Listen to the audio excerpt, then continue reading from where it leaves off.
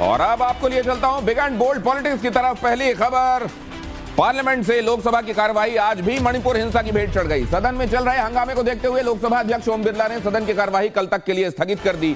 दिल्ली सेवा विधेयक पर अब कल चर्चा हो सकती है। वहीं लोकसभा की कार्यवाही एक भी दिन ठीक से न चलने को लेकर लोकसभा अध्यक्ष विपक्षी दलों के सांसदों से नाराज हैं। जानकारी के मुताबिक ओम बिरला कल उस वक्त नाराज हो गए थे जब विपक्षी दलों के सांसद विरोध प्रदर्शन करते हुए वेल तक पहुंच गए थे।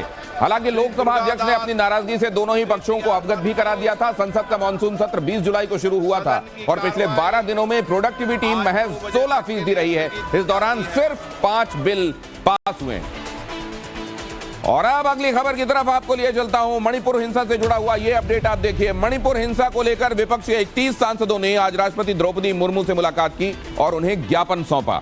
गठबंधन के सांसदों ने राष्ट्रपति से बगैर देरी के मणिपुर में शांति स्थापित करने के लिए हस्तक्षेप करने की मांग की।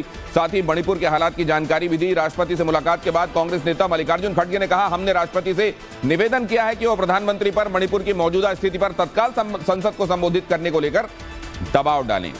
और अगली खबर यह कि विपक्ष के विरोध के बावजूद कल शरद पवार ने प्रधानमंत्री मोदी के साथ मंच साझा किया, तो वहीं अब अजीत पवार ने भी खुले दिल से पीएम मोदी की तारीफ की है। साथ ही शरद पवार से दूरियों को भी नकार दिया है। चुनाव से पहले महाराष्ट्र में क्या है पॉलिटिकल कंफ्यूजन और कैसे बदल रहे हैं सियासी समीकरण, ये रिपोर्ट। महाराष्ट्र के डिप्टी सीएम अजीत पवार भले ही अपने चाचा शरद पवार से सियासी तौर पर अलग हो गए हों, सार्वजनिक कार्यक्रम में नजरें मिलाने से भी बच रहे हों, लेकिन पीठ पीछे न तो जुबानी वार कर रहे हैं और न ही कोई पैंतरेबाजी। अजीत पवार ने तो यहां तक कह दिया कि मैं और चाचा शरद पवार एकजुट हैं और हम परिवार के तौर पर एक साथ हैं। हमारा राजनीतिक मत अलग हो सकता है, लेकिन परिवार के बीच चर्चा दूसरी बात है। सिर्फ अजीत पवार ही नहीं, एनसीपी के दोनों गुट के नेता भी न सिर्फ एक दूसरे पर तीखे वार करने से बच रहे हैं, बल्कि विधानसभा में दोनों गुट के नेताओं को गले मिलते तक देखा गया। सियासी जानकारों का मानना है कि भले ही अजीत पवार अपने चाचा को साधने में लगे हों, लेकिन एनडीए का साथ भी नहीं छोड़ना चाहते। अजीत पवार ने एक तरफ जहां रिश्तों में जमी धूल को झाड़ा, तो वहीं पीएम मोदी का गुणगान करते हुए बैलेंस बनाए रखा। अजीत पवार ने कांग्रेस के दो प्रधानमंत्रियों की तुलना पीएम मोदी से कर डाली। उन्होंने कहा, राजीव गांधी को मिस्टर क्लीन के नाम से जाना जाता था और प्रधानमंत्री नरेंद्र मोदी की भी वही इमेज है। इंटरनेशनल लेवल पर मोदी जैसा सम्मान इंदिरा गांधी को भी मिलता था जब वो दूसरे देशों का दौरा करती थी। और बिग एंड बोल्ड में अगली खबर मध्य प्रदेश से। मध्य प्रदेश में विधानसभा चुनावों से पहले यहां की राजनीति एक बार फिर से गर्मा गई। एक दिन पहले बीजेपी ने पूर्व विधायक नन्हेलाल के बेटे रामकृष्ण पटेल को पार्टी में शामिल किया, जिसके बाद कांग्रेस हमलावर हो गई। दरअसल 2017 में रामकृष्ण पटेल को सेक्स रैकेट के एक मामले में कोर्ट ने 3 साल की सजा सुनाई थी। इतने गंभीर मामले में सजा पाए व्यक्ति के बीजेपी में शामिल होने से कांग्रेस को बैठे बिठाए मौका मिल गया। कांग्रेस विधायक कुणाल चौधरी ने कहा कि बीजेपी के पास ऐसी वॉशिंग मशीन है जिसमें किसी भी अपराधी को लाओ, उसके अपराध धुल जाते हैं।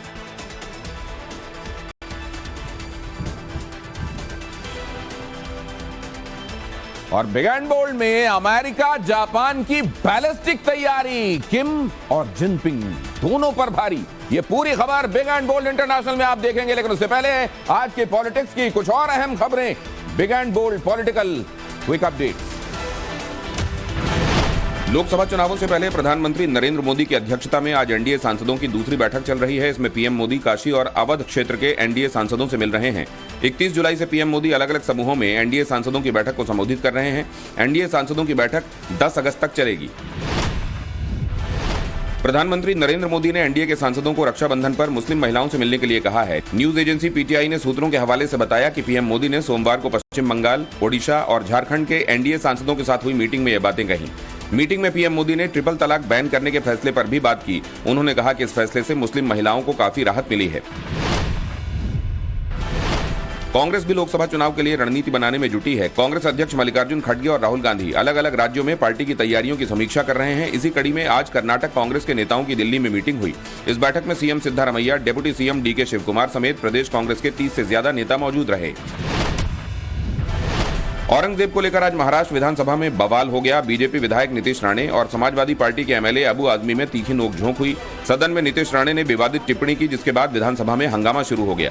नीतीश राणे की समाजवादी पार्टी के एक और विधायक रईस शेख के साथ जमकर बहस भी हुई।